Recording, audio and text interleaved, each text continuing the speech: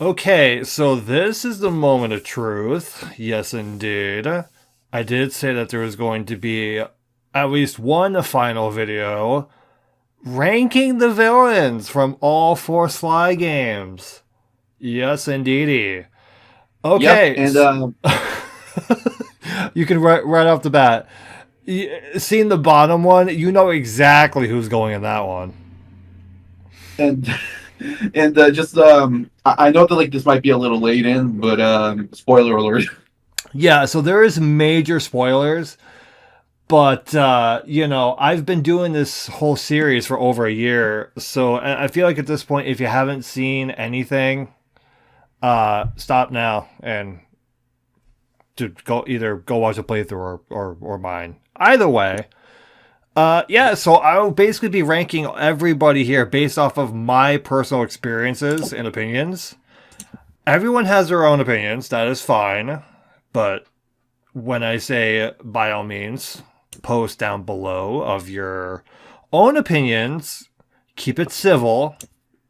And with that said, right off the bat, I'm actually going to start at the end. Right? Oh boy, oh boy. Is this the part? Come on, show us what you got. Come on.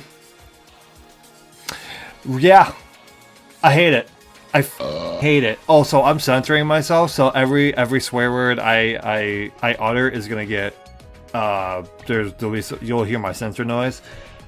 Legitimately, this was the worst boss in the entire franchise. No way did they seriously just make a quick time event as a boss. They did that with Dying Light. Granted, this is like what 2-3 years later. Oh my god, I hate it. It's a goddamn cop out. No way.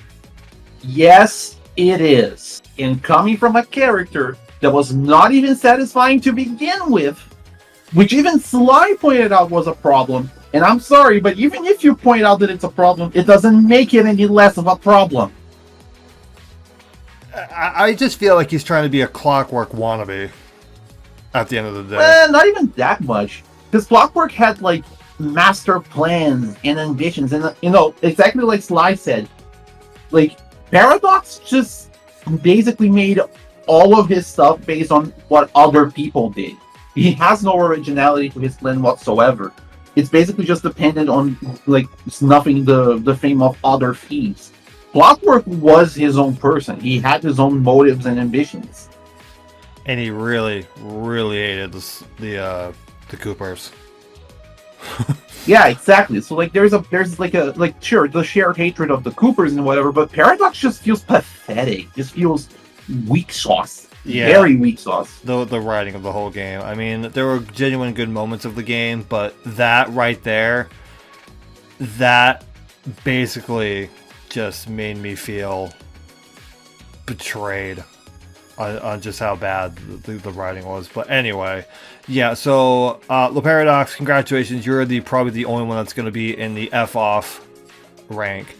So actually starting now on the Sly 1 villains, Sir Raleigh, is that his name? Sir Raleigh, yeah. Raleigh, okay. So it's a rich dude who's bored, and he becomes like a steampunk pirate. And his thing is that he can blow himself up to a big size because fraud. Yeah, because let's be real. I mean, they do the same thing with Toothpick, which we'll get to later. Which, again, they never explained that mechanic. But anyway, honestly, for like a first boss, it's not too bad. But I don't know. What do you? I'm thinking maybe just. I'm just thinking like you exist, like he's a starter. Yeah, he's supposed to be an introductory villain, so he does his job well. Unfortunately, I do agree that he's not very memorable. Yeah, so yeah, it's safe to say again, like you said, he is the starter boss. He's the tutorial, and it's that fact alone that works against him. But people know tutorial, huh? Oh, you said tutorial. I thought that you were talking about Toriel. No, tutorial. See, this is what happens when you make a game where the characters' names are all puns. Yeah, and this is also, you gotta understand the fact that I never played Undertale, so keep that in mind. I feel like I've said this multiple, if not 1,000 times. Cue the gasp sound effect from the horrified crowd telling that you should absolutely play this game or something. No, I'm not going to. But moving on, Mugshot. So Go on. the impression that I get is that they were trying to make Mugshot the recurring boss of the franchise. You know, the guy that always comes back. Well, not always comes back, but you know, the guy that like you remember that he exists because he shows up more than once. So Yeah, exactly. Like, he does show up in the first game, obviously, and then he shows up again in the third game. So he has, like, a lingering presence. The first boss fight, I genuinely could not figure it out, and I thought when I eventually did, it was kind of dumb. And then you kind of don't fight him directly in the third game, if I remember correctly. It's mainly just, like, air combat. yeah, it's his squad. Yeah. So I don't know what to put him as. Like, I don't think he's bad. Like, I do like the city, the first area that you meet him in. Like, that's all cool. It's like all casino themed. I mean, yeah, his area was cool because Mugshot is like is supposed to be a big casino type anyway. In the second appearance in Sly Free, he's mostly just kind of supposed to just raise the stakes because the Black Baron is getting like a bunch of other people to do the dog to, and also because you know it's a dog fight. Haha. Okay, so for that instance right there, I'm putting him in good because the first boss fight, okay, whatever. But now that you point that out, a dog fight, oh, get it now. Hee hee ha, so funny. All right. But yeah, so congrats, you're now in the good, right? Because I was going to put you in You Exist, but to put two people right back to back is just kind of dumb. Miss Ruby, I actually like this fight. It is so much more different and unique compared to all the other boss fights because it's rhythm based. Yeah, because here's the thing. Technically speaking, this is a quick time event sequence, but here's the difference. It's rhythm based, and they actually do something with the interface. They actually do something interesting and unique with the button presses, because then you see the buttons coming towards you, and you have to react accordingly to what you have to do in this section. So, like, it's about the music, it's about the beat, it's about showing how you dodge in a cool way within the game font.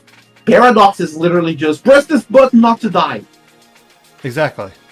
So, and in that same instance, I think I've said this before, when it came to Miss Ruby, I've never played the games. Any of the games, right, until now. But I remember distinctively, I think it was like in speedruns where I watched a friend of mine play, it was her fight in particular that always stuck with me. So for that, I think I'm going to put her in the most memorable because I think it was her that also really influenced me in wanting to play the games. Just to see her boss fight and actually do it myself.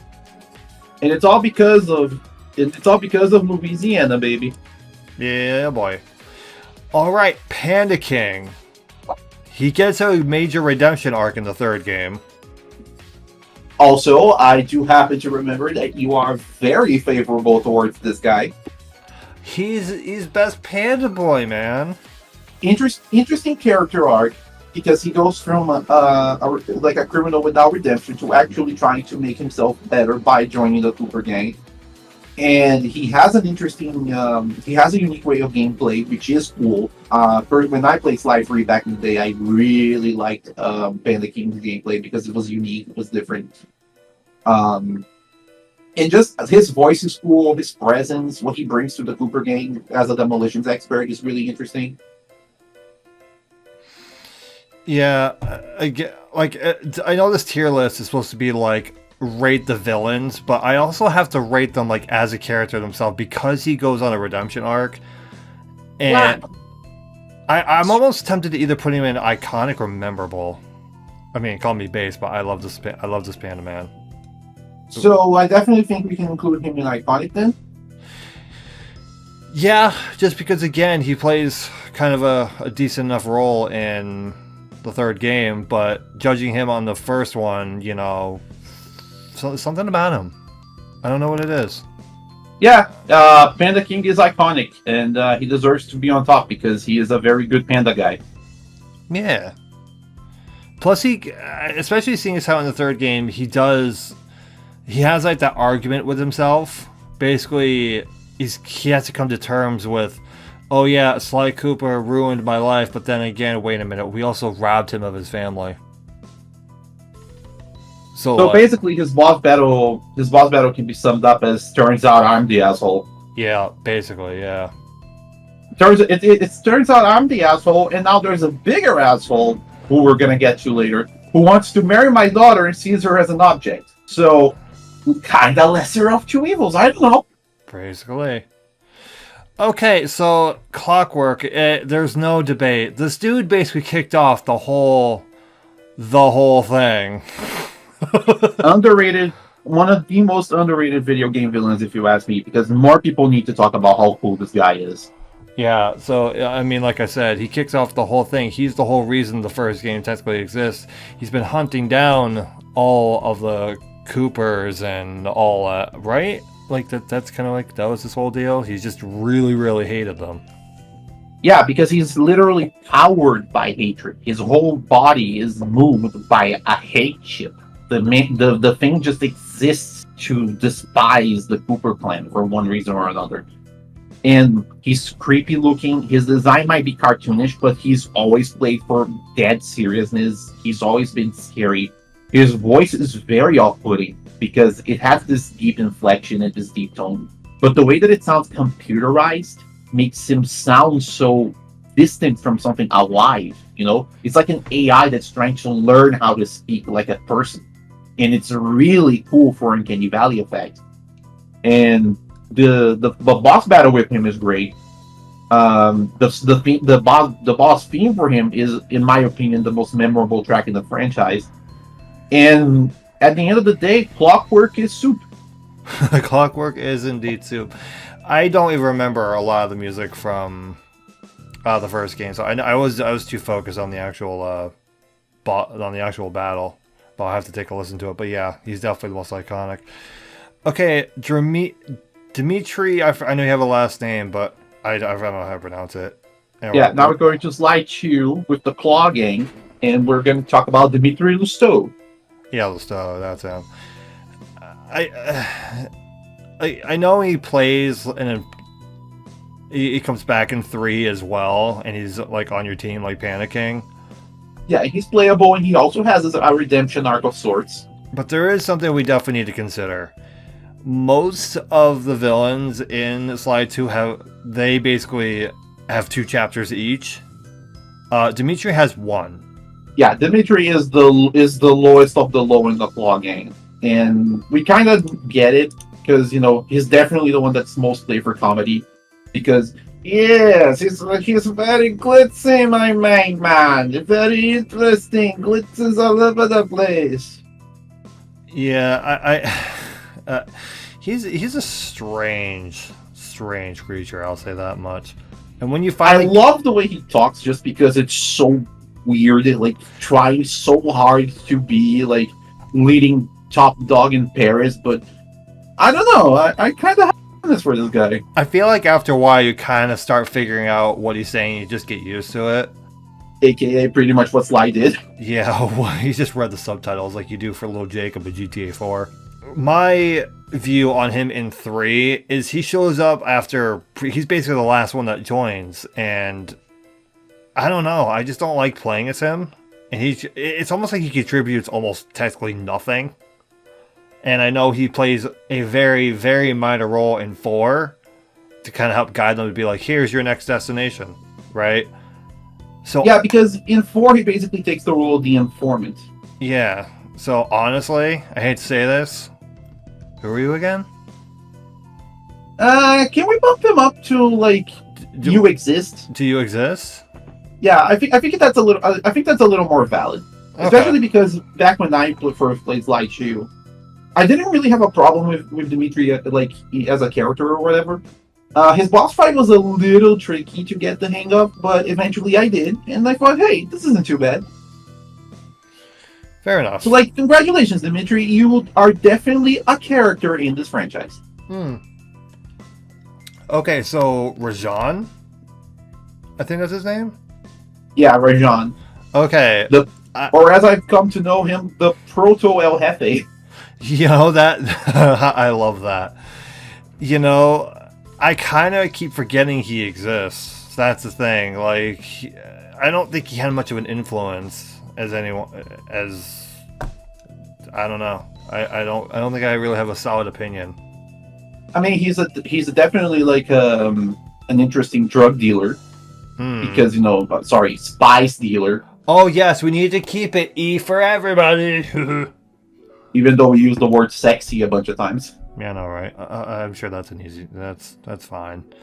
Yeah, I'm just being nitpicky. But like, I remember Rajan's fight being pretty decent, actually, just tough, like, but like in a decent challenge sort of way. Hmm. Did we actually fight him in chapter 2? I forget. It's been so long since I played Band. I think, if I remember, I think that we do actually fight him. No, it's just once in his second chapter because like there's like a whole thing about Well, I know how he turns the tables on them for a moment. well, I know it's interesting and all that, but again, unfortunately I don't remember much of Rajan. Yeah, exactly. So that's the thing. That's kind of where I'm going with this. I know we fight him at the end of the third, but in the second one, I don't remember enough. So honestly, is it safe to say we could put him in Who Are You again? Yeah, I think that would be fair. I just forget him. All right, Spider Woman. Now, I have to point this out. Is it really her name, the Contessa? Like, is that serious? Like, her name, it just starts with the? Does she not actually have an actual name? Yep, it's the Contessa. I'm sorry, that's stupid. That is dumb. It's Italian for countess. Okay, so in that regard, no disrespect, but just giving her the name the because it's more about the title. It's one of those characters that shows off more the title because knowing her full name would like make her less of a presence per se. I guess. Yeah, that makes more sense. I hate her, honestly. As a character or as a boss? I think kind of both. But I can't deny that she basically threw a wrench in the Cooper Gang's plans. Like, she was able to kidnap Murray, screw him up mentally, and basically it's just like she was just screwing with people in their heads because of her hypnosis. I remember having a hard time with her level back when I first played Sly 2. It was actually the first time I rage quit the game because playing as Bentley all alone in her map was just kind of frustrating for me. Yeah, it was a pain. Her map navigation, whether it's the prison or the castle or whatever the second one was, it was a pain. But I won't deny that she is actually a good villain. I just hate her as a character, so I think I'll put her in good. Yeah, like she's a very good villain, intimidating, and not to mention that even for Sly Cooper, this is a very unusual villain design because we get that she's a spider, but she has the torso of a human. She also is like working as a double agent of, I think, what is it, Interpol as well? Yeah, for Interpol because she works for Neela. Yeah. Oh, also, don't worry, we're getting there. Also, technically speaking, because I get that, like, in animal terms, she's supposed to be a spider, but because she has the torso of a human, the term for that is Drither. Because Drithers are creatures in, I believe, Dungeons and Dragons. I don't know, dude. I don't play D&D. Yeah, me neither. All right, Jean Bassan. I think I already know where to put him, but let's talk. Really tragic character if you really think about him. He's a goofball. Like, I kind of like him, but like you said, he's tragic. Like, he was originally frozen, right? Like, he got into an accident, He froze, he thawed, he's trying to adapt to society, and unfortunately, I think at the very end of the game, we found out that, oh yeah, he gets frozen again. So, he's kind of just fucked. Like, the guy is just unlucky. Like, yeah, he can be funny and everything, and like him getting frozen again, haha, like that's so hilarious. But like, poor dude just can't catch a break.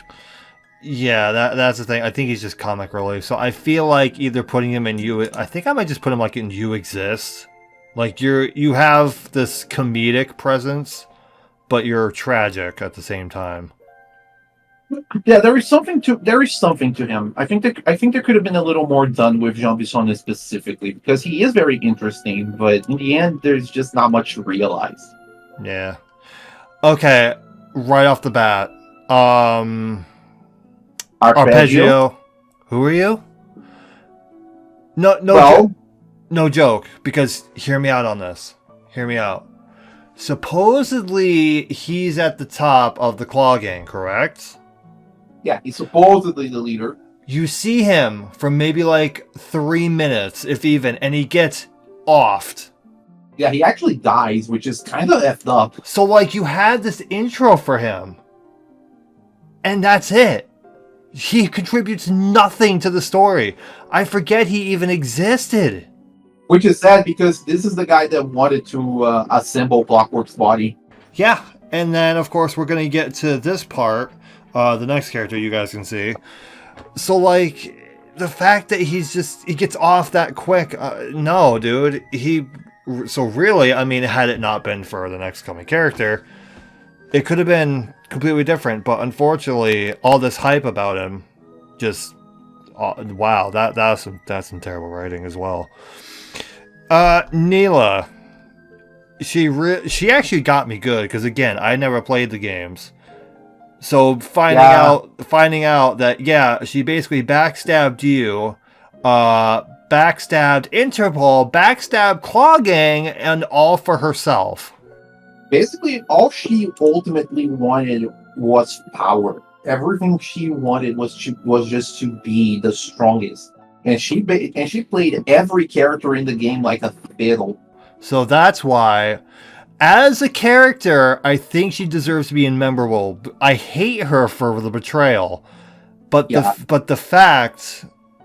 Just wow. So she played us all good.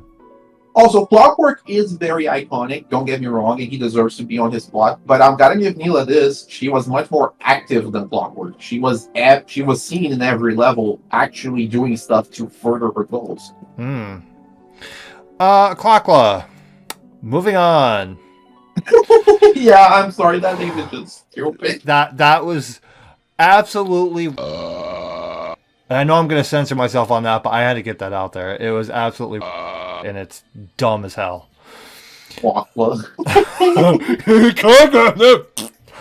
Okay, Octavio.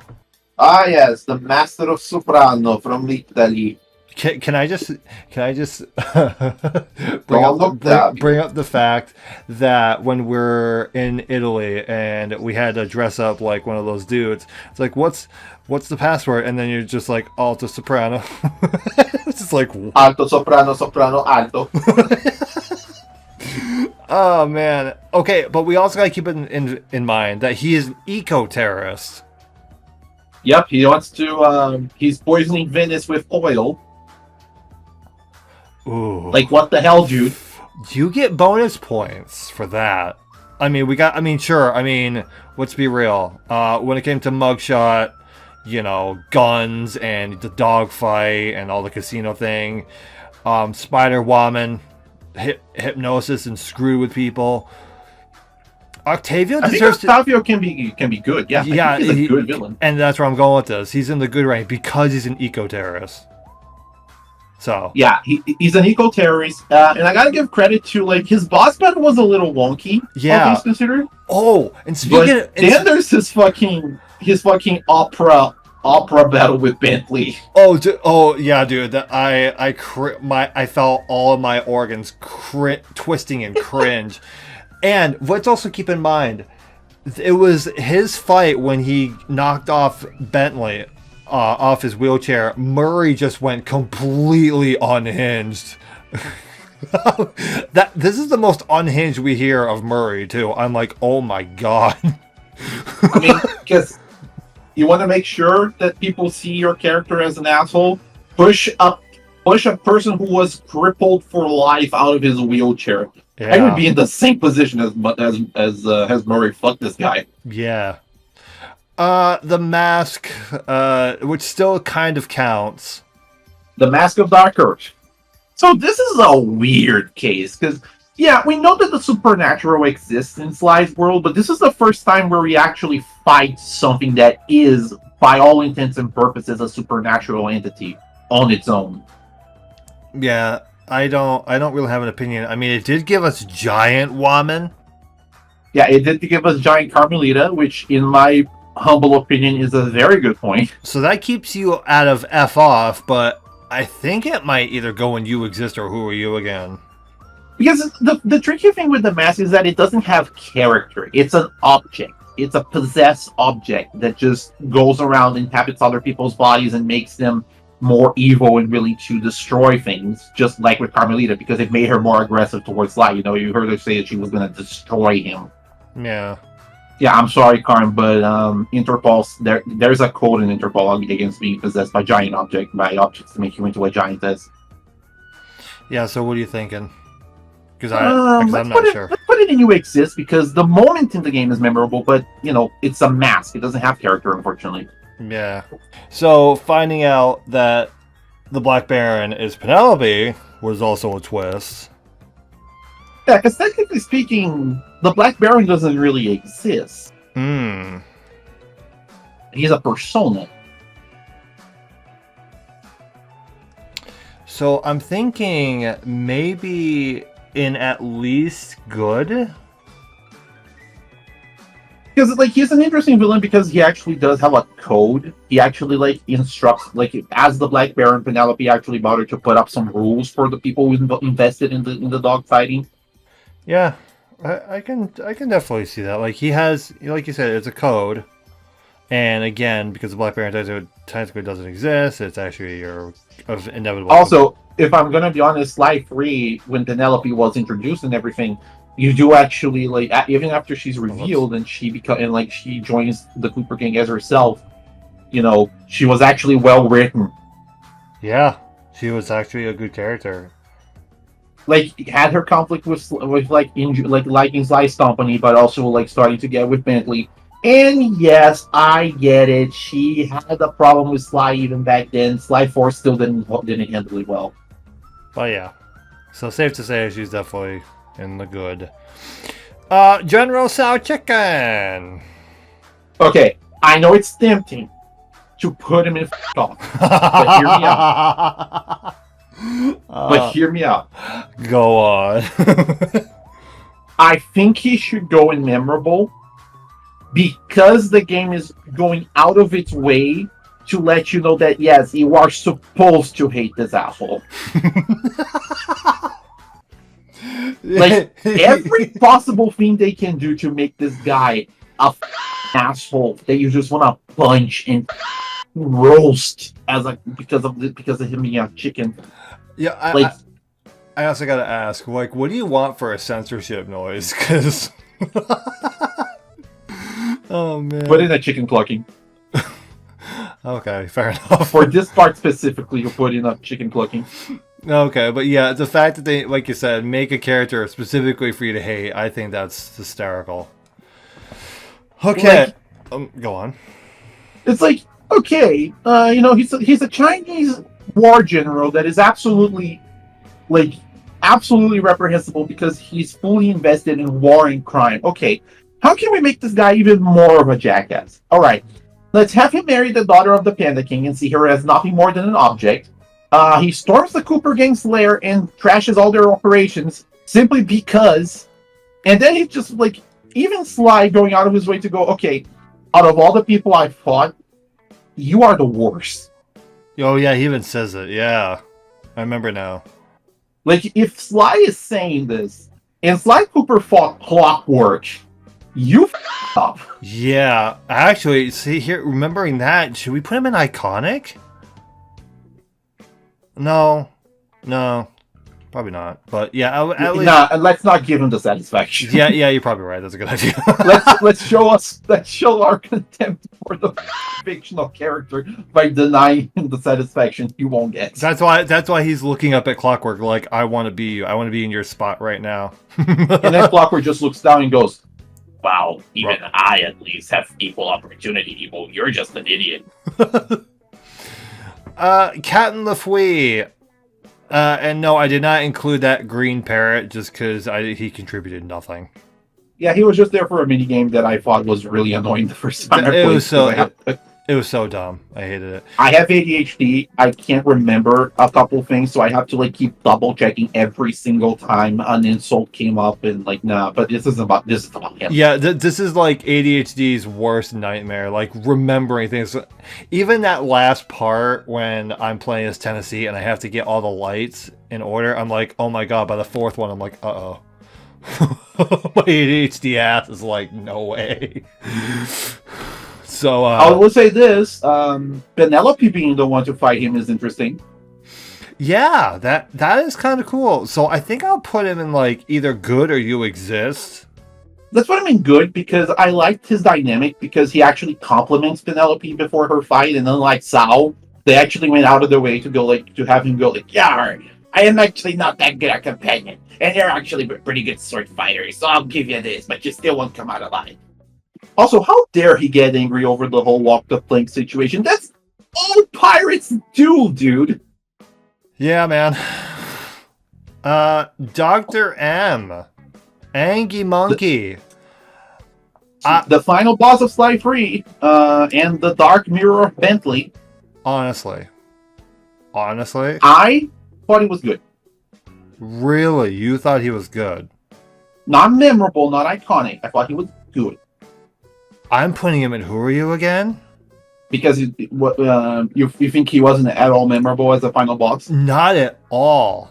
Like, sure, the whole point in Honor is for you to assemble this team to help you get into your own family vault, who this dude is trying to break into, but obviously he needs your one single cane to open the door. But really, what are you doing? Like, he has no actual presence, like, in the game until the very end, and even then is like, meh. Yeah, because the problem with him is that he is supposed to be, like, again, he's the Dark Mirror of Bentley. Because he was the smart guy for Sly's father when he was part of the Cooper gang. And that's a great idea, have a former member of the gang from the past come back as a villain, like wanting to destroy Sly because he didn't like Sly's dad. Like, that's interesting. They just don't do enough with that. Yeah. So I feel like just there's more memorable villains, and he's just kind of pushed to the side. So unfortunately, he is. Who are you again? Okay. Yeah, unfortunately.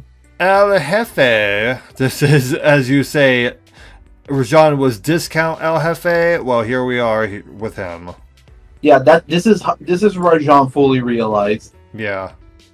Okay, so as the enemy who appears in the first level, I'm gonna be honest, I think they blew their load too early. Yeah, what do you think? Either you exist or Who Are You again? Because he's a damn good boss fight. In that case, I might put him in like you exist, probably. Like his personality of like an angry Cuban guy and like chomping the cigars and everything, kind of going for that Fidel Castro visual. His personality is like, it's decent. Mostly I remember him because of his boss fight and his boss theme, which are both really good. I get it. I'd have to listen to it again to hear it because I was too focused on the actual gameplay. Like, Peter McConnell is a fantastic composer. Fair enough. But what do you think? You think you should be in You Exist? I think that's a good compromise. Yeah.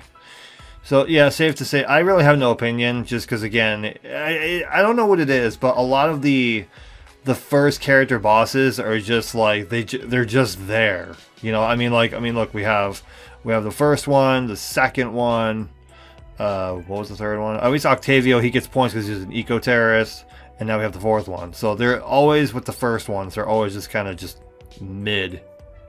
Yeah. But yeah, that's about it. Okay, you told me before that Toothpick is a fan favorite. Well, his level is because people really like Tennessee Kid Cooper. And you know what I mean when I say like. Yeah, all I'm going to say is, while Google is your friend, the internet is definitely a place of hee-hee-ha-ha-hoos. So, With that said, moving on. Toothpick as a boss. I'm sorry, it was never explained why he can go up in size. That was never brought into discussion. Yeah, he just can for some reason. So, I mean, for that, I think he might go in good. But I'm not. I want to know your opinion. Well, considering that he's basically a an old West fanboy version of Ran from Ren and Stimpy, because he sounds about the same. Yeah, I can actually envision that. Also, he does grow giant size, which I do think bumps him up a few levels. I mean, not just because he can. I mean, but yeah, I think. Yeah, it's unexplained, granted, but I do think that it makes him an interesting character just because he has this weird power that we never hear about. It's a detriment and a point for in his favor. So I think good is a good compromise. Yeah. Okay, the Grizz. This dude was chode. Don't you mean the Riz? No, because honestly, you just look like a black version of Boog from Open Season. So Dude, that got so much, just got so much Riz, man. Got aura, like what is that other thing the kids these days say? I don't know, but don't put that shit on my channel. I that lingo honestly is just more annoying. Okay, what do you think about? Dude, it took me years to get his ice skating. Dude, it took me years to get used to the word swag, and now it's all just that's outdated. Okay, but in defense of swag, in defense of the word swag and swagger, that word actually comes from Shakespeare. I'm not even kidding. Oh, interesting. Yeah, it comes from Shakespeare. I give you my word. Fair enough. So yeah, think about his ice skating. Yeah, because this whole thing is about being the Ice Age, having Bob fight in Carmelita. Should have just stuck to ice skating, not whatever else he's trying to be. Because he's an artiste. Ah, yes, with an artist with an E. I think who are you again would be a good, exactly. ironic punishment. Yeah. Anyway. So Miss Decibel. Okay. I feel. Hang on. Yeah, Hang on. Sorry, go on. Now hang and let's go. Let's go. Okay, go on. Okay. Here's the problem with Penelope's character in this game. As the Black Knight and everything. So here's the problem. It's way too radical a shift. Because, again, yes, she did have a problem with Sly in Sly 3 because she thought that he was stealing all the credit from Bentley, which does work in the context of Dr. M as a character because he felt the same way about Sly's dad. So there is a nice generational echo going on there and a repeating theme for the game, which makes it an interesting narrative. Okay? The thing is, because she grew to like the Cooper gang, we see her dynamic develop with Bentley, and she does end up genuinely liking him. She doesn't mind his time with Sly. And everything in Sly 3 indicated that her affection for Bentley was genuine, that everything that she felt for him was true. And they had their happy ending together, even if Sly had to, vanish for a while. But Sly 4, just out of nowhere, turned her into a gold digger. Basically, her entire character from 3 is dismantled because she thinks there's more credit in making weapons. That's not what she was about, though. Everything that Sly 3 built indicated that her love for Bentley was genuine, that everything that she did was in his favor. And then she tries to get him to her side because, it will make us more money. You weren't about that. You were about credit, about making Bentley feel loved and worth it, because you thought that he was being overshadowed by Sly, not that he was earning less. And then Fly 4 comes in and says that like all she did was because of money, and she thinks that making weapons is a better business. F- off. Also, let's consider the fact that at the end, she broke out of jail and now she's on her own crime spree. I'm one of those people that actually agrees with this popular fan theory that somehow, in some way, shape, or form, she was influenced by the eyes of Clockwork, and she's basically just become the worst of herself. Yeah. Or, like, she went through some form of brainwashing, because I do not enjoy this character direction at all. No. It's part of the reason why there hasn't been a Sly game in such recent time, because the fan backlash was huge. Yeah. Honestly, I feel like if there's ever be another Sly game, they need to, like, retcon this. Because retcons are not a bad thing in themselves. It depends on how you use them. And I do genuinely think that, yeah, they need to retcon this, because I did not like this approach. Like, Bentley deserved a happy ending. He worked hard for that. And he and Penelope were a good couple. And then they just wrestle it out of him because, oh, but she actually was a gold digger. No. Stop with that. Yeah, we're both incredibly salty, but I'm so glad that you could put it in more words than I ever could. But yeah, no way. Hi, Dookie. I know, Buppy. Okay, last character, Miss Decibel. Miss Decibel. I think she's kind of the same way when it comes to Serial Paradox, so like... Well, basically what they did with her was try to do Miss Ruby all over again. Yeah, and do it worse. She's A also... little bit worse, although I do enjoy her toxic codependency with Paradoxes. I do think that was an interesting angle, because she loves him, but, well, he's just using her because he's an asshole. Yeah. And her boss fight was kind of interesting, because you had to use the that slowdown mechanic for basically the whole duration of the fight. I won't forget, though, I went on that goddamn single rail and I got zapped when there was no just ball. I think we should put her, because she's supposed to be like Miss Ruby done again, but in a different way. I don't think that she was a wasted character. Let's put her in good, like one section under Ruby. Yeah, fair enough. So definitely discount Miss Ruby. Got it. All right. Yeah, basically discount Miss Ruby. All right, I think this is good. Like, I like Panda King because he had a redemption arc. Clockwork is definitely the bane. Like, just set this whole series in motion. Miss Ruby because of her boss fight.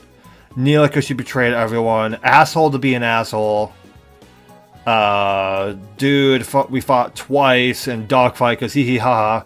Spider-Woman f***ing everyone up mentally. Eco-terrorist turns out to be good.